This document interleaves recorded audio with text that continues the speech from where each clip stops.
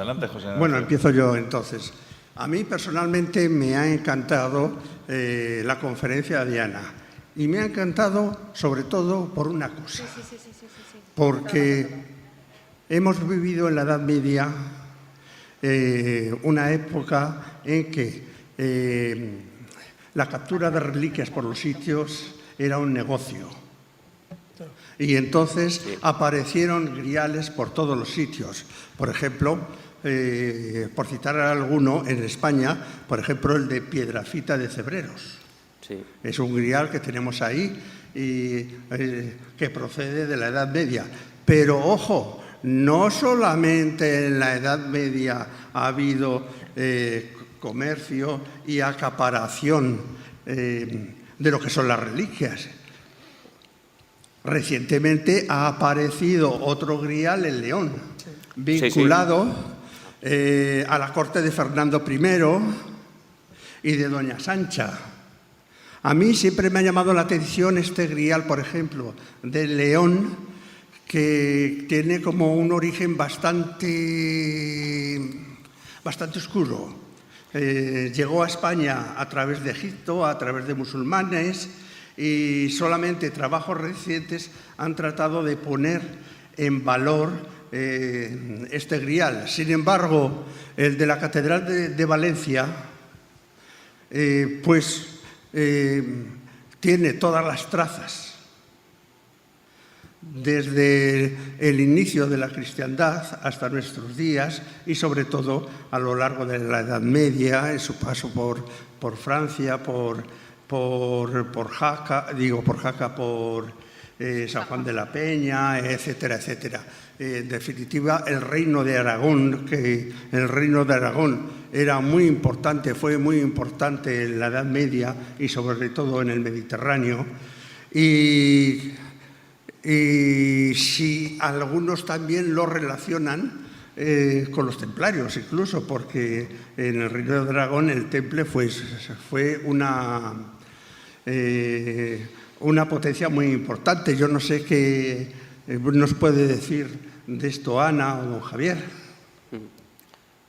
Yo, de todas maneras, me gustaría también, antes de hablar de lo que es en sí el Santo Grial como algo material, también de una manera simbólica, porque muchísimas veces hablamos del Santo Grial, como bien has mencionado, está el de León. Creo que había también otro, en España creo que tenemos dos juntando el de Valencia.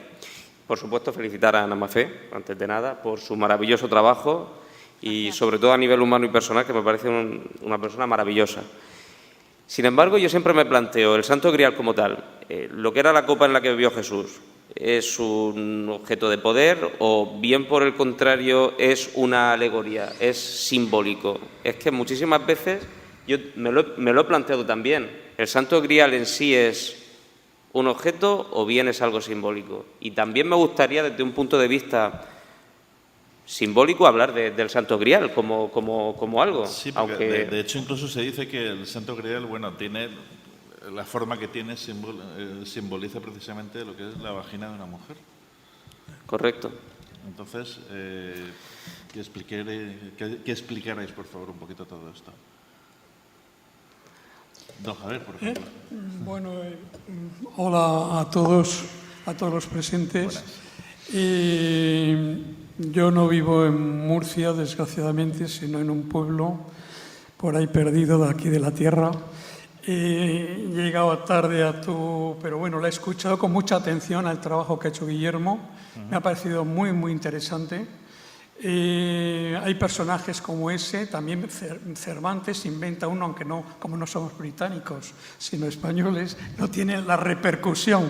Pero curiosamente una figura como Don Quijote, pues hay en un pueblo de La Mancha un cuadro, el enterramiento de una familia, que se llama El trasunto de Don Quijote, en el que hay una familia y un personaje que existió, tengo documentos de ese personaje, que le parece ser que sirvió para recrear uno de los elementos que fue en Don Quijote. Incluso Dulcinea tiene una hija dulce, Ana, que en fin hubo todas unas historias, pero no es el momento de eso. Bien, muy interesante. En cuanto a Shalom, Shalom. Toda. Como le he dicho antes, su nombre, Ana, la gracia que nos baja, ella nos ha dado la gracia de todo su trabajo académico muy profundo, muy trabajado, muy elaborado. Y yo creo que es de agradecer todo lo que has hecho, muy bien, todo lo que has hecho. ¿Ibas a comentar o me ibas a pedir concretamente? Sí, bueno, acerca de esa simbología que comentaba Sí, Juanjo sobre... Sí, yo creo que el Santo Cáliz son muchas cosas las que entran. Por un lado... Primero, Santo Cáliz y Santo Grial. Sí, no, ya. A eso voy. Diferenciar si es lo mismo o no es lo mismo. Se conjugan ahí una serie de fuentes, corrientes, de afluentes que encajan en lo que hoy día entendemos por eso y mezclamos, ¿no?, una cosa con otra. Yo conozco personalmente, físicamente, esta copa, por lo que he estudiado, he leído, también soy de Historia del Arte, entre otras cosas, pues es una forma de trabajar típicamente siríaca y de la zona en la que estamos tratando, aunque sería el antiguo Israel, etc. Esa forma de trabajar la piedra es propia de aquel momento. Con lo cual, muy probablemente sea original, es posible. Pero también es todo un símbolo. Efectivamente, aquí se ha dicho una cosa ahora que antes no se había comentado, que es el símbolo como de una apertura, una vagina. Porque, en definitiva, es el amor, como muy bien ha indicado Ana, lo que con la sangre, que la madre transmite la sangre también y echa sangre para dar la vida. Esto es también de lo que estamos hablando. Y es también la palabra, hay una palabra céltica, tú me corregirás si me equivoco, el Graal, que parece ser una pieza metálica, brillante, pulida, que utilizaban en las culturas célticas, y el Graal, y que dio variación a que el Grial, que también es la luz, en cierta forma, y refleja y proyecta, ¿no?, pues hubiera ahí una combinación de cultura, por un lado mediterránea, judeo-romana, etcétera, de la que nosotros somos directamente herederos de eso, con otra cultura céltica, norteeuropea, etcétera, que es el Graal, y que esa combinación, en definitiva, a la mentalidad europea que se ha ido constituyendo poco a poco, sea esa especie de melé entre Santo Grial, Santo Cáliz, etcétera. Son cosas evidentemente distintas. Pero etimológicamente San Real puede ser también. Sí, de ahí se ha derivado de esa combinación del Graal céltico y del cáliz, es una palabra latina, ¿no? Es la sangre real, que evidentemente es la sangre real.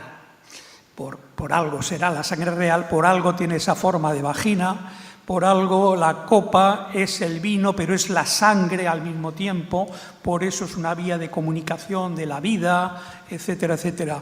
Yo ya soy jubilado como profesor, pero decía a mis antiguos alumnos, señores, los antiguos eran antiguos, pero no tontos.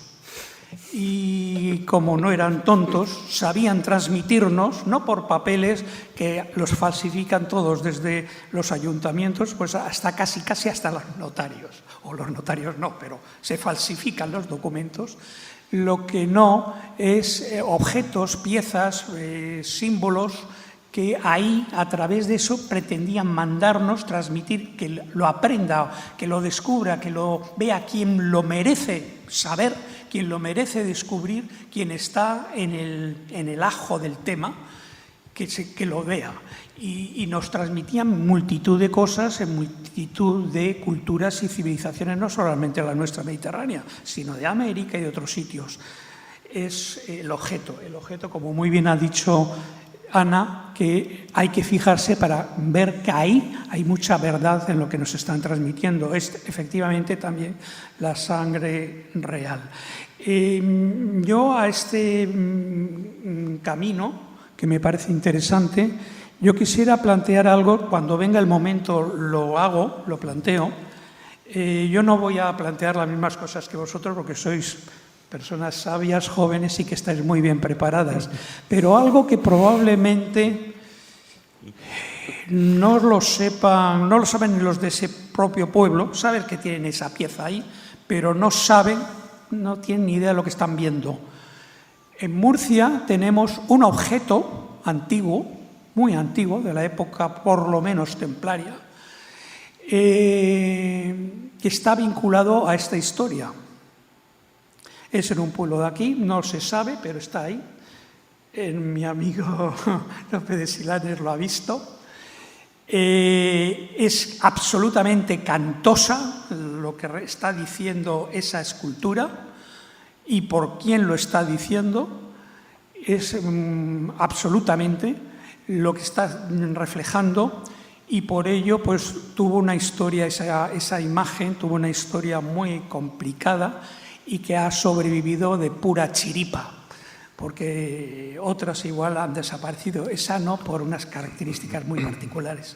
Pero bueno, eso vendrá al momento cuando lo veáis oportuno. Pero aquí en Murcia tenemos también algo muy profundamente vinculado a esto que hemos estado ahora hablando. Tomando el hilo de lo que dice don Xavier, nos estamos refiriendo de una forma a otra, claro, al simbolismo del Grial y la Magdalena. Claro, correcto. Sí, sí. Pues, y ese simbolismo... Tú lo conoces también. Que no forma parte de la conferencia de Ana, porque no entra en el tratamiento científico. Yo si hubiera estado en un tribunal, como he estado en muchos de doctorado, pues te hubiera dado el cum laude. Sí, sí.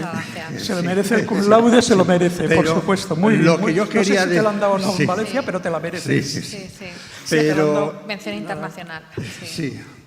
Pero yo quería poner de manifiesto este simbolismo que vemos, por ejemplo, entre el Grial y la Magdalena, que lo vemos, por ejemplo, en muchas pinturas.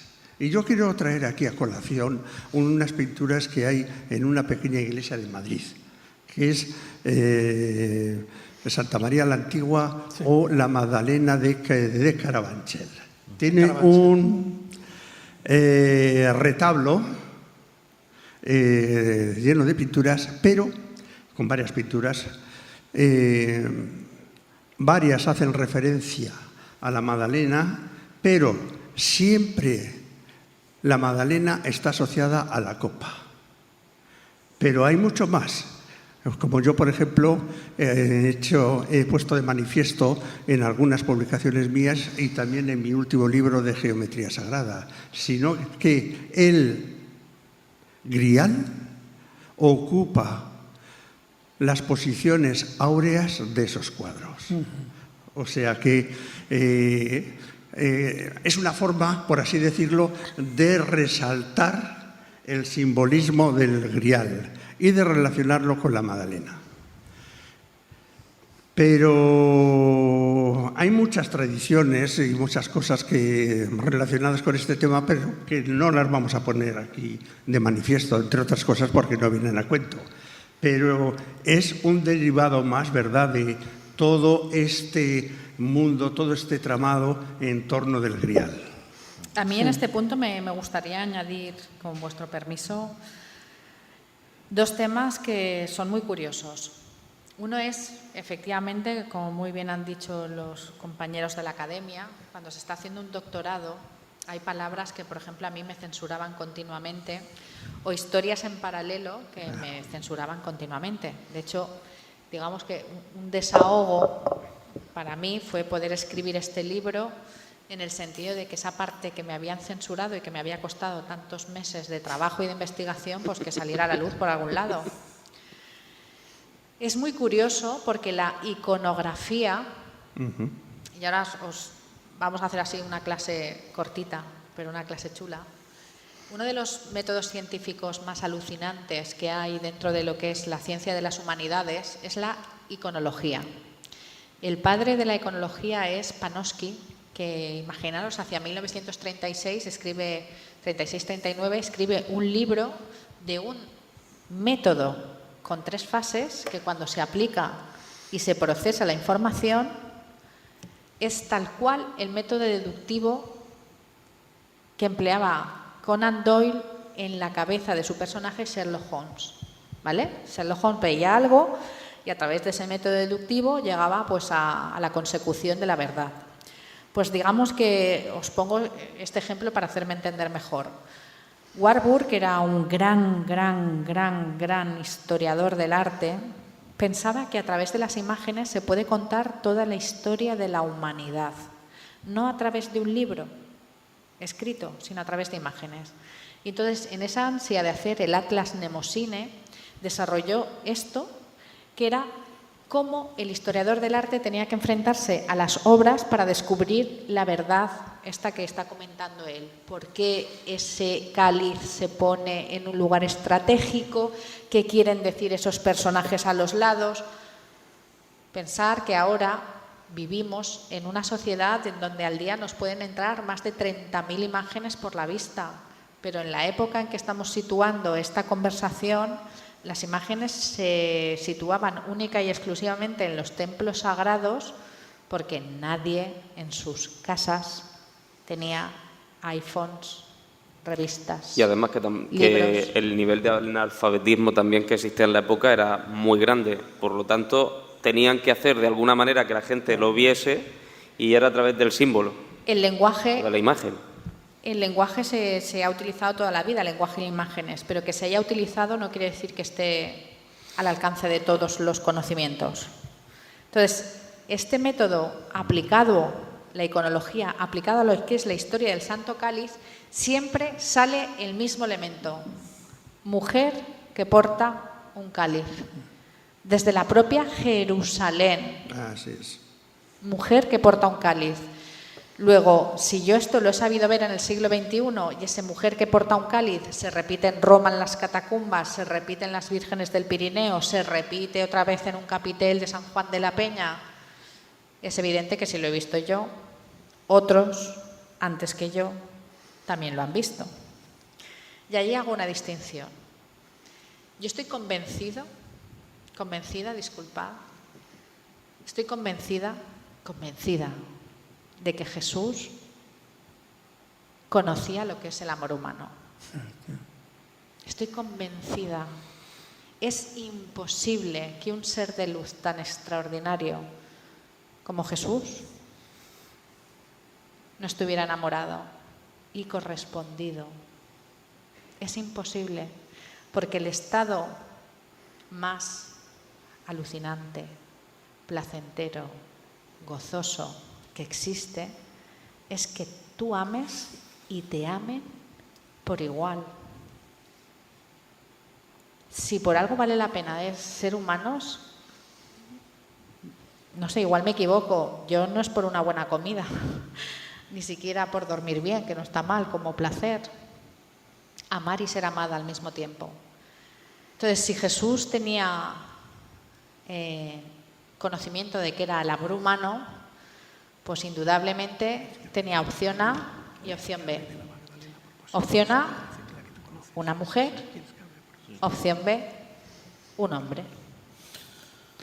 Si nos situamos dentro de la cosmovisión hebrea, lo de ser hombre es más difícil. Es más fácil ser mujer, como objeto humano.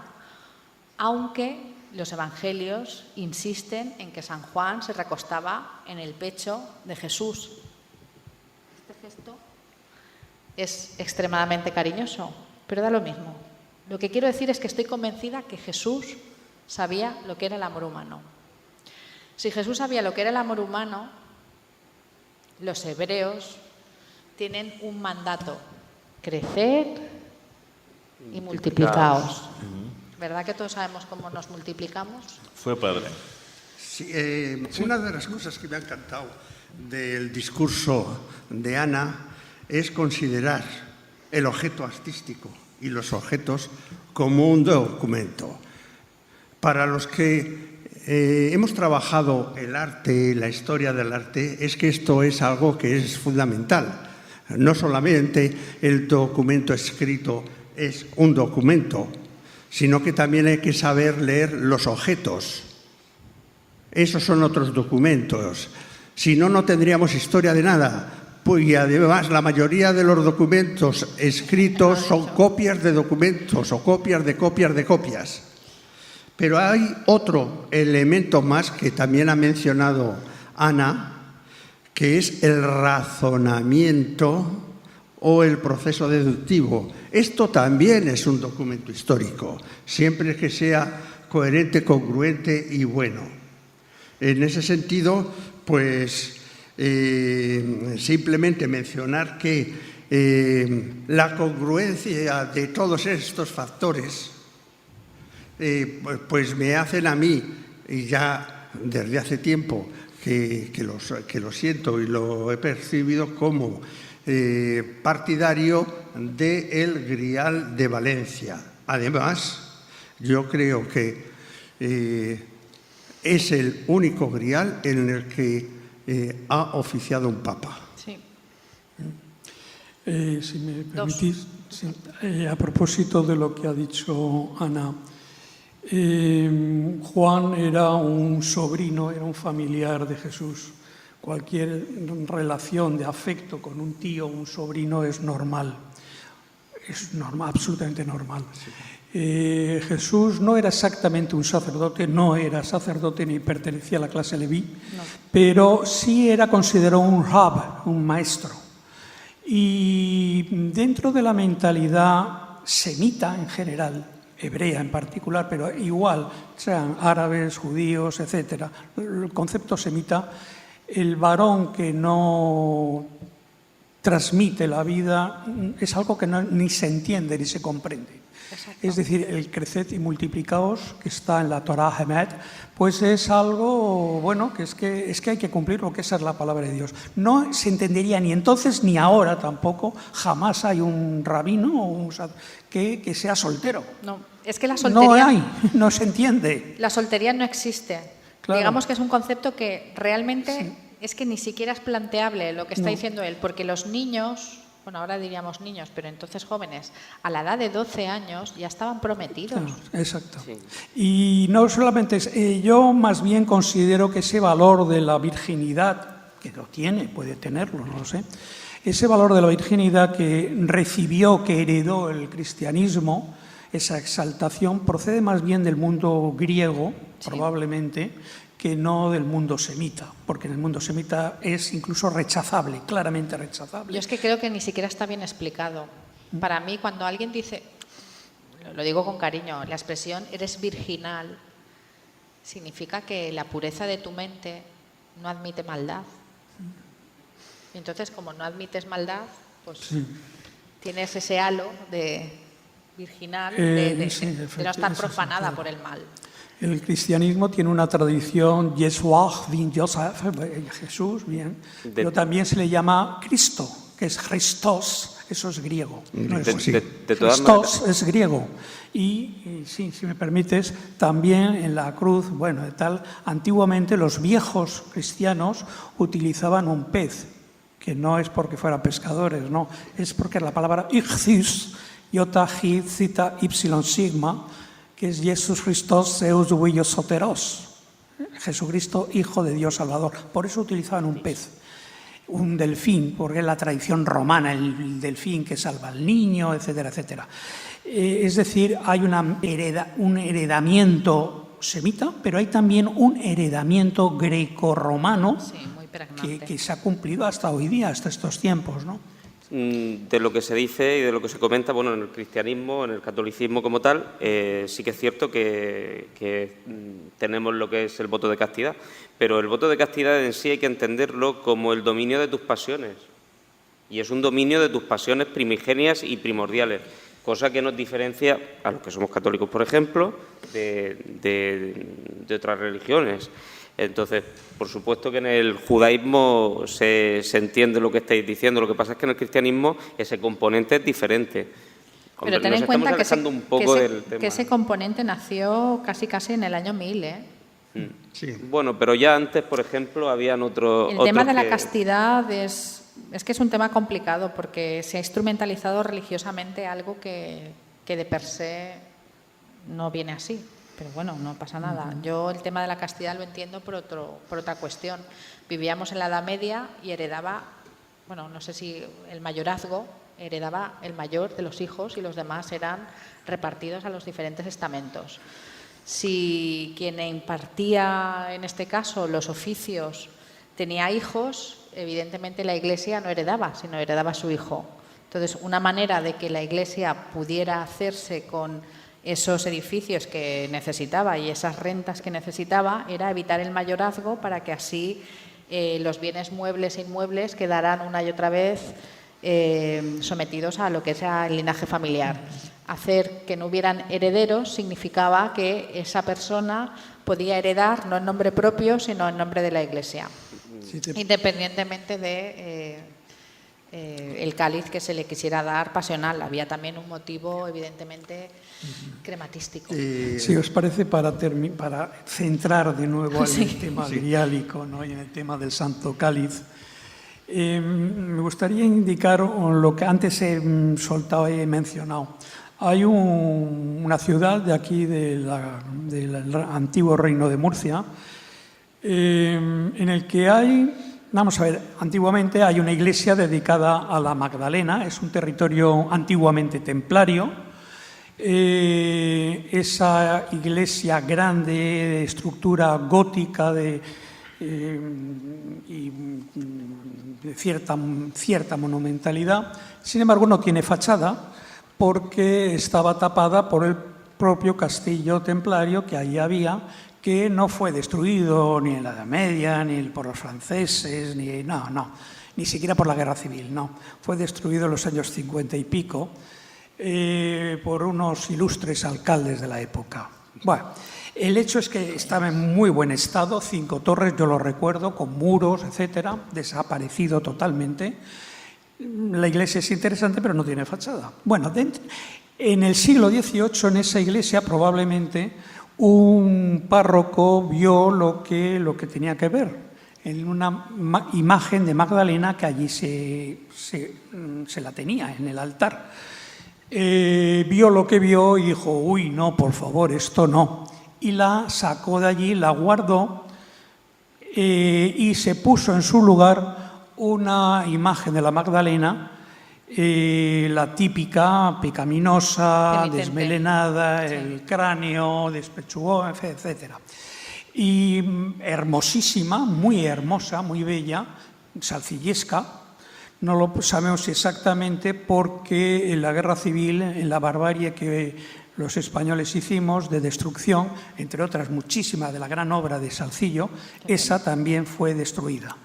Y como todo lo de la iglesia, se cayó la plementería, quedaron los arcos ojivos, porque esos aguantan, pero por el fuego, el incendio, hasta la plementería cayó toda entera. Desapareció. Posterior a la guerra, una señora de allí, de ese pueblo, que se llamaba también Magdalena, pues pagó otra Magdalena digna, bien digna, que está allí, de un conocido escultor de la época de Murcia. De la antigua se perdió el rastro, nadie sabía nada.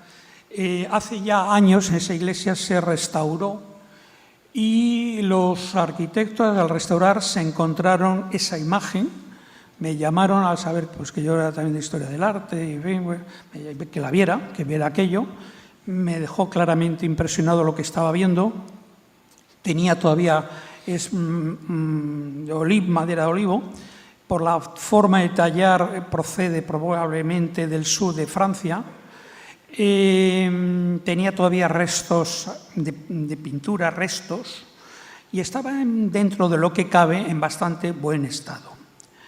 Esa imagen, luego la describiré, y lo que ahí se ve, en un momento determinado, bueno, pues yo al párroco que había entonces, que era un doctor en teología y con cierta cultura el hombre, pues le dije pues que en fin, que había que tener un respeto a esa imagen y es que no está consagrada. Digo, bueno, en su momento lo debió de estar, naturalmente, y al fin y al cabo es la titular del templo y demás.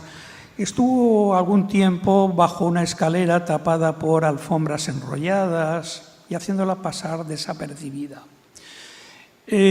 Posteriormente, ante mi insistencia, la sacaron de ahí y estaba en un rinconcito de la sacristía.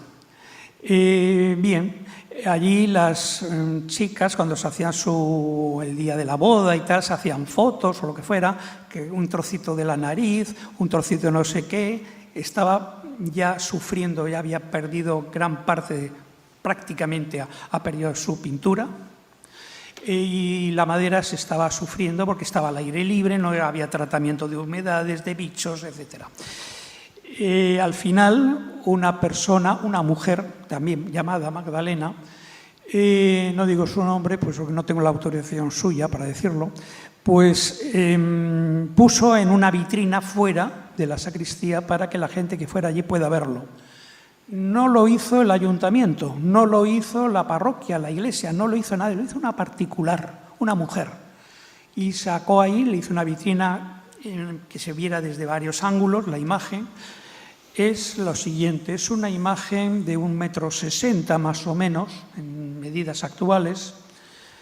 Representa una María Magdalena. Magdalena Magdal quiere decir es casa grande o casa torre en hebreo. No es, era una señora rica, por lo tanto tenía dinero, una casa grande. No era una chica de vida alegre. No, era una rica y hermana de un amigo íntimo de Jesús. Bueno, esta mujer, ahí aparece, esa escultura, aparece no con halo de santa, sino con corona de reina. Tiene un rasgo no exageradamente hermoso, pero sí hermoso y sereno. Y esa imagen que está de pie, bulto redondo, presenta las dos manos, los brazos, avanzando sobre su cuerpo. Como todos sabemos, simbólicamente, la mano izquierda es la que recibe, la mano derecha es la que entrega. En la mano izquierda, que es la que recibe, tiene un libro abierto. Un libro abierto, pero no para los demás, para que lo lean los demás, no. Un libro abierto hacia su corazón, para adentro, para ella. Está impregnada por esa palabra de la trascendencia que le viene, o por el llamado viejo antiguo, antes del Concilio II de Nicea, el llamado Evangelio de la Magdalena. Probablemente lo escribió yo, si es que se escribió. Hay textos de Nag Hammadi, cuando surgen todos los textos de Nag Hammadi, uno de los que aparecen ahí con frases de él y de otros cristianos de primera época absolutamente tremendos, lo que están diciendo ahí de todos. Bueno, eso es lo que recibe. Y en la otra mano, en la derecha, la que entrega es una copa tapada. ¿Es esta? No. Es muy poco conocida, vamos, insisto que el primero que allí empezó a decir fui yo. Era por ponerla. Era por ponerla aquí, para que la gente lo vea. No es esa. Entonces es muy gótica, esa es mucho más moderna, es muy gótica, muy antigua. Y entonces lo que ofrece en la mano derecha es una copa tapada. Recíbela y entrega un grial, un santo grial, un santo cáliz, un lo que sea, una copa tapada. Es todo un símbolo, lo que yo recibo como mujer y lo que yo entrego. Y no solamente eso, sino más todavía. En las túnicas de tela, la tela tiene la mala costumbre de caer en vertical si se la deja libre. Cae en vertical, ¿no? Curiosamente, esa sí es. Curiosamente, la túnica, a la caída del bajo vientre de esa mujer, hace forma de copa y cae. Ella es eso, no lo sé. Bueno, ya es que... evidente lo que está diciendo esa imagen, que naturalmente es entendible que estuviera allí, por la tradición templaria y entre otras cosas, los pobres caballeros de Cristo fueron perseguidos por la cuestión de la riqueza, el rey de Francia, Felipe el Hermoso, pero también por otras cuestiones. Y no está prohibida, sino que fue simplemente una suspensión temporal que ha continuado hasta nuestros días. Pero bueno, eso es otra historia. Esta imagen fue eliminada en su momento porque vieron lo que estaba diciendo. Tuvo la suerte de no ser destruida como otras muchas por el resto de la cristiandad. Tuvo la suerte de no ser quemada o destruida en la Guerra Civil Española. Tuvo la suerte que hubiera una restauración de esa iglesia y que saliera entonces, que nadie tenía ya ni idea de que existía esa escultura. Y bueno, pues actualmente, mal que bien, en fin, todavía sigue ahí con cierto atención y cuidado por las partes de las que están y van a esa ciudad, que es una ciudad de la luz divina, ¿no? De la tierra de la luz, sería su traducción en griego. No sé si ha salido la imagen. Voy a quito el PowerPoint. Sí, claro. Vale. Está el PowerPoint también. Entonces, Es muy curioso porque, repito, desde el método iconológico, que es un método científico, que no es utilizar paradigmas o sensaciones o pálpitos, sino es ir al meollo de la cuestión, la iconología, o sea, que se divide en 3 fases, y la primera no es lo mismo un motivo iconológico que un tema, y ahora lo vais a entender. Si yo digo, veo un cuadro con 3 señores, 2 de ellos tienen barba blanca y cada uno lleva un cofre en la mano, el tercero es de color negro y también creo que lleva algo en la mano, y se están acercando a un sitio donde hay un bebé en una cunita. ¿Estáis reconociendo a esos personajes? ¿No os oigo? Puede que sí. Vale, pues eso en Historia del Arte se llama un motivo iconológico que representa una historia, ¿vale? El motivo iconológico del Santo Grial es mujer que porta una copa. El Santo Grial entendido como la copa de bendición que es servida a una mesa de Pascua, porque en Pascua quien sirve la copa es la mujer de la casa. Entonces, si alguien se está refiriendo al Santo Grial de forma iconográfica, como muy bien ha dicho, ¿quién ofrece esa copa? Pues indudablemente la primera persona que toma esa copa antes que Jesús es una mujer. Y eso mismo es lo que sale representado en las catacumbas de Roma. Ese motivo iconológico que en toda la cristiandad se disipa y desaparece, pero vuelve en los Pirineos aragoneses, donde está el Santo Cáliz. Y como muy bien ha dicho él, la unión templaria de aquellos personajes o de aquellas personas que eran necesarias para contener la frontera con los sarracenos, digamos que era la élite de lo que serían ahora los soldados, los templarios. Allá donde iban estos templarios que guardaban caminos y guardaban a peregrinos y servían indudablemente para ayudar, como estoy diciendo, a mantener esa frontera con el mundo sarraceno, allá donde iban los templarios llevaban su iconografía y su conocimiento y su forma de entender la fe y el mensaje de Cristo. Y si estos señores conocían lo que era el Santo Cáliz, pues porque en su trasiego desde la Francia cristiana a la tierra de Aragón, reino cristiano y también sometido al vasallaje de la Santa Sede, sí a estos templarios se les había explicado, como perfectamente se les podía explicar, que el Santo Cáliz iba unido a la iconografía de una mujer o al rito de una mujer que porta ese cáliz, tener en cuenta que esto lo recoge Chrétien de Troyes en su novela, en el siglo XII. Si tú lees a Chrétien de Troyes y te preguntas, ¿quién lleva el cáliz? Pues no es un prohombre, no es un obispo de la época, no es un rey, no es un paje, ni siquiera es un, no sé, un conde. No, es una demoiselle, es una mujer. Luego, la extrapolación de mujer que porta un cáliz llega hasta incluso a la literatura del Grial. Sí. Encontrar mujeres, y en este caso la representación de María Magdalena portando un cáliz en señal de que esto es lo que yo os entrego, tiene múltiples lecturas que a lo largo de los siglos pues, se han sofisticado unas veces hacia un esoterismo que yo lo veo fuera de lugar porque es así.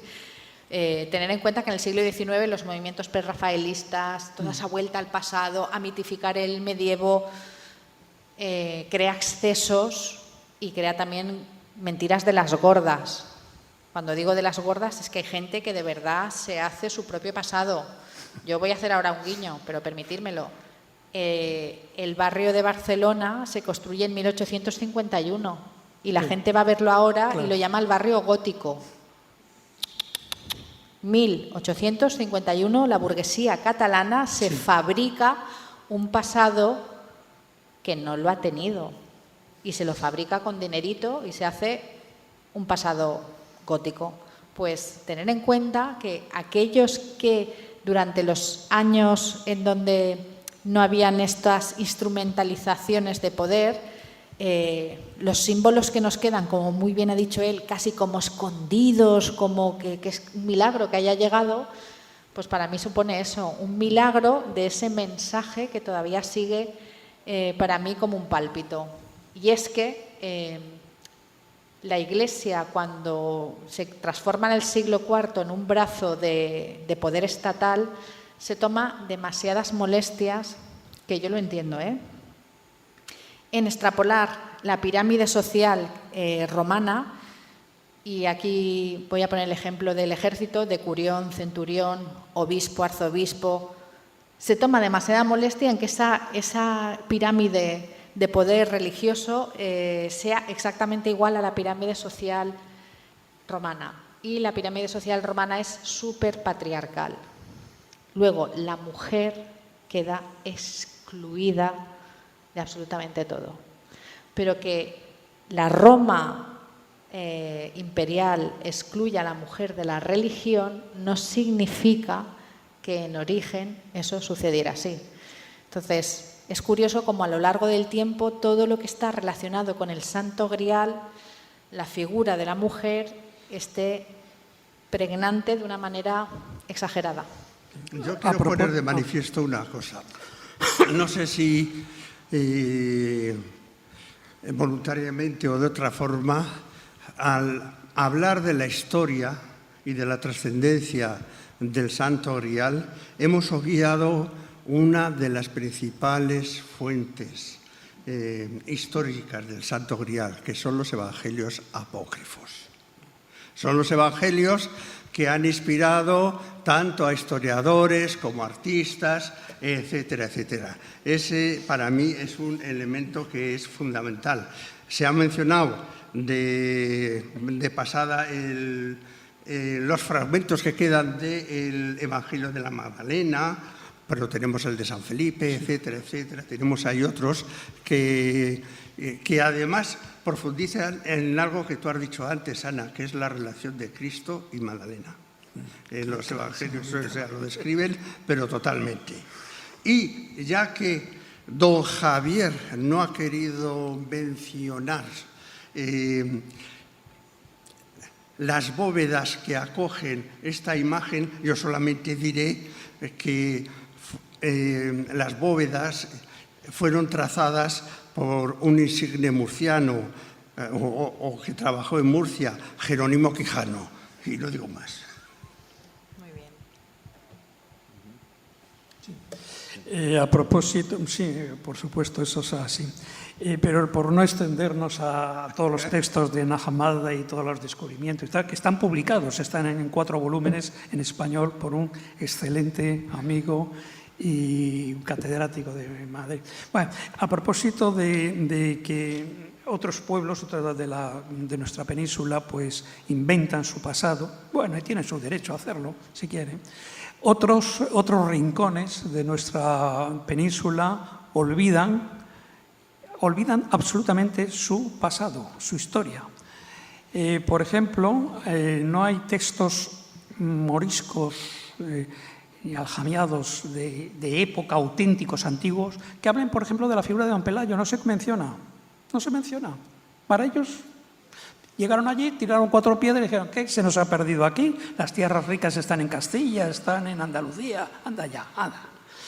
Sin embargo, nadie menciona al conde Teodomiro, que fue efectivamente el único que venció a esas hordas que vinieron aquí, que no eran árabes, eran vándalos islamizados y que venían como tropas mercenarias al servicio de uno de los grupos de la guerra civil entre visigodos.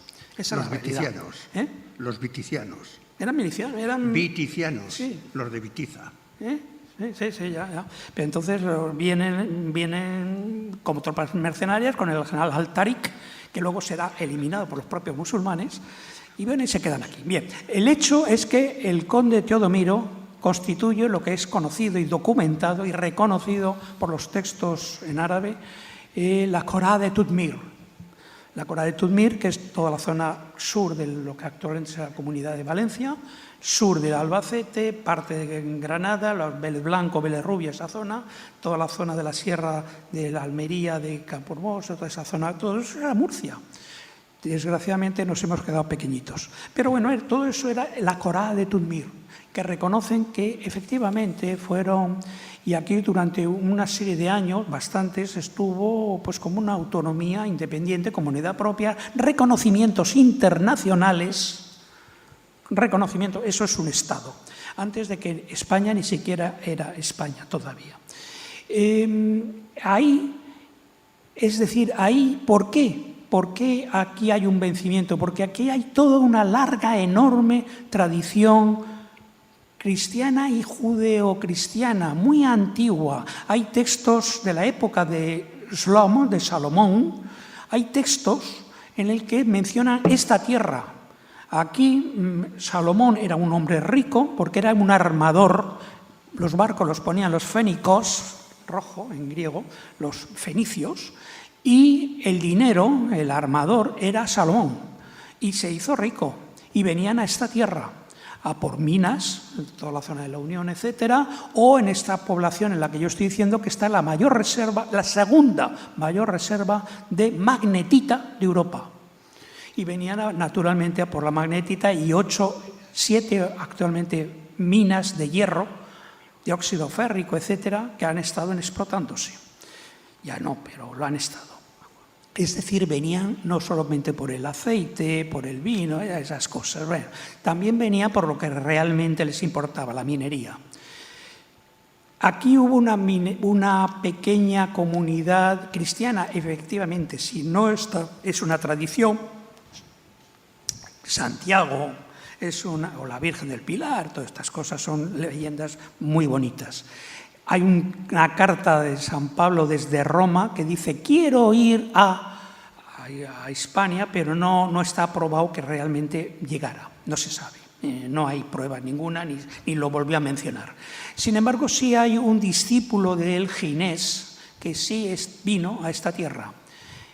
Hay una ermita antigua destruida ya totalmente, como todo lo que ocurre aquí en Murcia, destruida al lado del Mar Menor, San Ginés de la Jara, que San Ginés sí vino a Murcia. Y de aquí vinieron cristianos coptos de la época, de la zona del Valle del Egipto y esa zona, y vinieron. ¿Por qué sabemos todo esto? Porque en esta población que he dicho hay restos, todavía en un museo, de tumbas en mármol que no es de esta tierra, que viene de importación de Italia, es decir, eran ricos porque se lo pagaban, y encima estaban labradas con figuras ¿por qué son además cristianas? Porque hay figuras de Adán tapándose el sexo, la serpiente enrollada, el fruto, el árbol, etcétera, etcétera. Es decir, eso no es pagano, eso es de cristianos. Es decir, había cristianos primitivos, primeros, ricos incluso además, en esta tierra.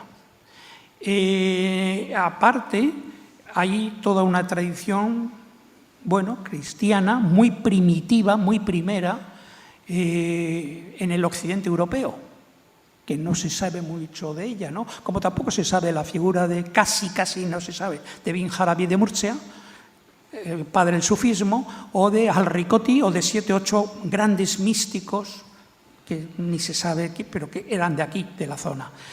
Estos primeros cristianos, probablemente, pues aquí hubo uno de los primerísimos focos, probablemente antes o al mismo tiempo que en Roma. No solamente eso, ahí también, en unas ruinas de una ciudad ibérica y luego posteriormente obispado visigótico, con documentos que están sus obispos con sus nombres en los concilios de Toledo, pues ahí procede también una cruz que algún listo que llegó por allí en tiempos atrás sin saber mucho, tal vez dijo que era del siglo VI. No, porque la forma de trabajar el bronce no, y porque además tiene unos peces que ya en el siglo VI de ninguna manera se utilizan. Y no solamente eso, sino que en el siglo VI aquí estaba la influencia ya de los bizantinos, que tienen la mala costumbre de hablar en griego. Y entonces, en lugar de una ro, que sería lo en griego, no tiene una ro, tiene una R latina. Con lo cual, no, y además, sobre todo la forma de trabajar. Y entre otras cosas, nadie se ha dedicado a mirar que hay una serie de circulitos marcados, que son números. No, dijeron siglo VI, no, yo creo que es siglo IV. Por lo tanto, es no visigoda, sino que es paleocristiana. Probablemente sea la más antigua cruz representación física en el occidente, probablemente. Vamos a ir ultimando, más que nada con el fin de que también puedan preguntar los asistentes que están aquí. ¿De acuerdo? ¿Tenéis alguna última cosa? Bueno, nada, a colación de lo que está contando el profesor, esto es mega interesante porque esto de alguna manera también viene a avalar la historia de San Lorenzo. Mucha gente a mí me pregunta, ¿pero por qué San Lorenzo lo manda a Hispania? Pues efectivamente el profesor está contando que Hispania, ya en la zona de Murcia, era un lugar asentado por hebreos que se habían convertido al mesianismo. Luego, en el siglo III, es más que factible que entre la tradición hebrea mesiánica de los asentados en Hispania cupiera la posibilidad de poner a salvo una sagrada reliquia y que la gente se tomara en serio que esto formaba parte de esa tradición que desde el siglo I se estaba asentando en la zona. Considero muy interesante las dos aportaciones que ha hecho el profesor, tanto de la iconografía Mujer que porta un cáliz versus María Magdalena, casa de nuevo con lo que pudo pasar en esa primigenia cena de Pascua en el siglo I en Jerusalén. ¿Quién llevaría el Santo Cáliz a la mesa? Pues evidentemente una mujer. Y luego pues decir que hay una instrumentalización política de esta temática por parte de los franceses, sobre todo a partir del siglo XIX. Quiero decir, la corriente legitimista francesa, cuando se monta el desmadre de la Revolución Francesa y que sí, que son república, pero que luego no hay manera de gobernar aquello porque entre Robespierre y compañía no paran de matarse unos a otros y bueno, finalmente pues el título de emperador acaba en manos de Napoleón, que todos sabemos que acaba de nuevo de mala forma, pues porque los ingleses lo meten en Santa Elena y otra vez ese status quo del Estado francés pues queda en entredicho de decir, bueno, os estáis inventando una forma de gobierno que os está saliendo el tiro por la culata. Pues hay un grupo de legitimistas franceses que trabajan mucho el constructo, y digo constructo porque esto sí que es un invento, lo de Saint Royal, esto sí que es un invento de esa época. De hecho, es un invento tan invento que los propios lingüistas ingleses se meten con el constructo diciendo que es una forma retorcida del lenguaje. Y esto en el libro mío lo explico, pero quien quiera investigar se va al siglo XIX a críticas lingüistas en inglés y es curioso como lo ponen en solfa, ¿no? De decir, ¿pero qué os estáis inventando, por favor? Bueno, pues estos legitimistas franceses lo que querían era, atención, redoble de tambor, que sus Borbones pudieran demostrar que venían de la legítima rama de los reyes merovingios, que a su vez era la legítima estirpe de Jesús y María Magdalena. Este constructo, que es un invento, pero como veis os suenan los personajes y casa un poquito con lo que pudo pasar y no pudo, este constructo se comercializa brutalmente a través del Código Da Vinci. Y desgraciadamente muchas personas cuando leen una novela, aunque esté en ese mundo de ficción, lo consideran como una verdad casi demostrada. Entonces, yo estoy convencida, lo que he dicho antes, que Jesús y María se querían muchísimo. Estoy convencida de muchísimas otras cosas que podría contar y no cuento. Pero de lo que sí que estoy convencida es que los legitimistas franceses lo que querían era poner un Borbón, y si para eso había que hablar de Rennes-le-Château y de una serie de misterios y fabricar con ellos pues un cóctel maravilloso de mujer, grial, sangre de Cristo, no sé qué, y vamos a legitimarnos, pues sin ningún tipo de consideración y de apuro lo hicieron. ¿Por qué? Porque el que tiene dinero se fabrica su historia.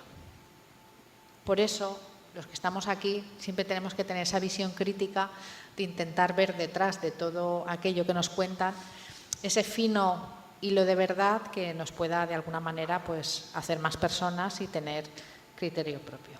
Pues nada, dejo la palabra a mis compañeros. Pues, ¿tenéis preguntas que hacer? Sí. Juanje, bueno, o José, venga. José Jiménez.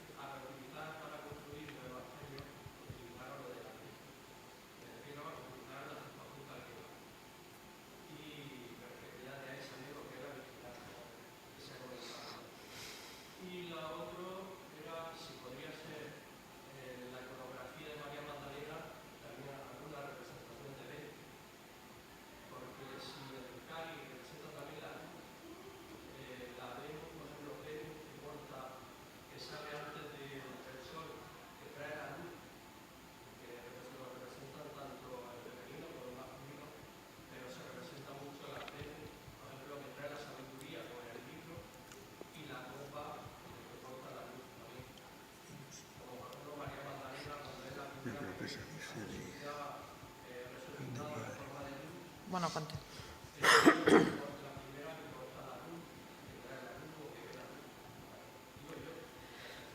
Tener en cuenta que en la historia del arte nunca se inventa nada. Me explico. El concepto, sí, el concepto de invención de imagen es un concepto ultramoderno. Y ultramoderno me refiero que cuando se quiere fomentar cualquier tipo de extrapolación de lo que es la entelequia a lo que es la imagen, se copia el saber hacer que ya hay y se extrapolan elementos. Un ejemplo muy claro es la basílica. Ahora todos pensamos que la basílica es un edificio cristiano, pero la basílica en el mundo romano era el lugar donde se impartía la justicia. En el ábside se representaba siempre a el todopoderoso emperador con los brazos abiertos, y ahí se supone que estaba el cuerpo jurídico que de alguna manera impartía esas leyes. Cuando los romanos empiezan a convertirse al cristianismo y se necesita un edificio, se extrapola la imagen en el ábside de lo que sería el emperador por la de Jesús. Entonces, toda la iconografía romana es reutilizada para que funcione al servicio de esta nueva, entre comillas, propaganda religiosa que tenía que ser incluida dentro de las mentes romanas.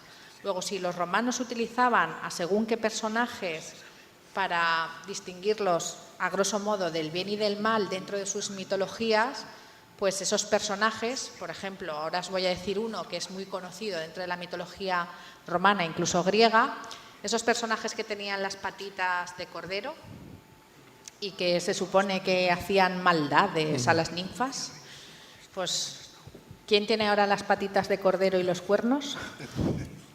Pues evidentemente son personajes que se van extrapolando para que se vayan asimilando. Entonces, probablemente, como tú muy bien dices, la figura de Venus, que era una diosa que tenía sus propios templos, pensar que el mundo griego es un mundo que está pregnando continuamente o alimentando continuamente todo el acervo cultural mediterráneo durante más de 500 años antes de la llegada de Jesús, pues hombre, ese pozo cultural evidentemente queda. Aquí nadie empieza de tabula rasa, sino que desde lo que hay se reconstruye y se reelabora ese nuevo discurso.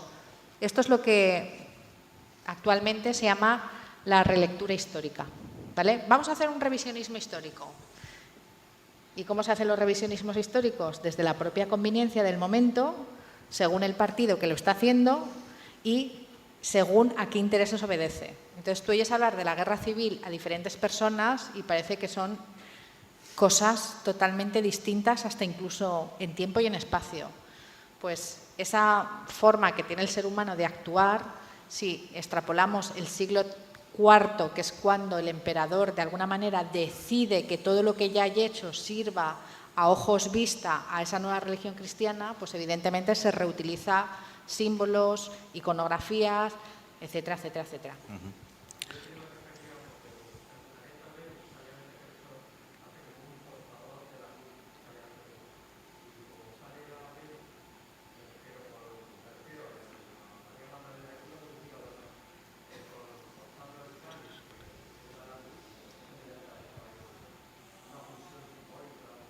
Sí, tú mismo lo estás explicando.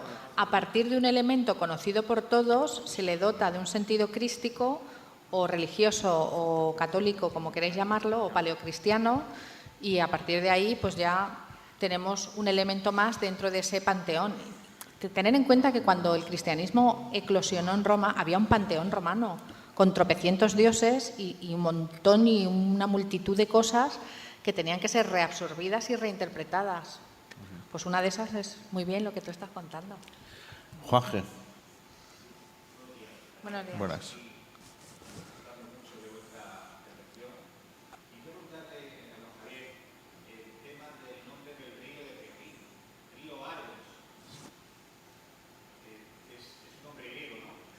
En esa zona está